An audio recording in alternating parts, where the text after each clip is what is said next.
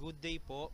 Ipapakita ko po ang ginagamit namin ni chat para sa FB page ng Shirt Planet. First po is i-message po muna natin yung page. Ang trigger message po nito is hi. Ito po yung info about sa page. Try po natin ang products and services. Then may tatlong option po dito. Unahin po muna natin ang t-shirts. Dito po sa shirts, nandito po yung different variety ng Shirt Planet garments. Meron din pong other brand. Try po natin itong polycotton, yung catalog. Dito po sa catalog, naka PDF file na po. Andito po lahat ng available na Shirt Planet garments, available colors, and yung mga price po. For improvement na lang po siguro nito, isama na rin po dapat yung size chart po ng bawat items.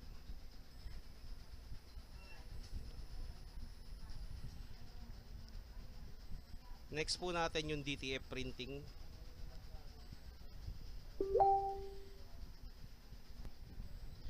Check po natin yung DTF printing.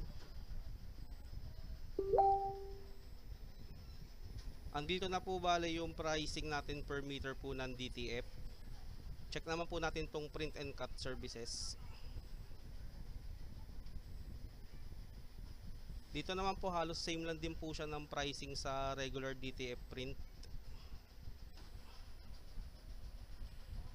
Check po natin itong print and press.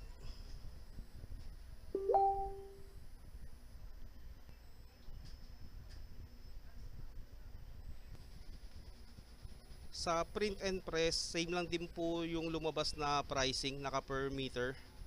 Pwede din po siguro ilagay yung price ng per A4, A3 and logo po natin dito, since hindi naman po lahat ng customer natin is per meter lang na DTF yung binibili sa atin.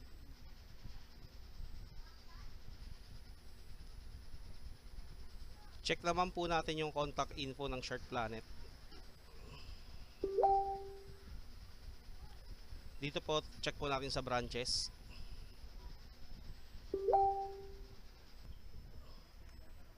Lumabas po yung mga branches ng Shirt Planet.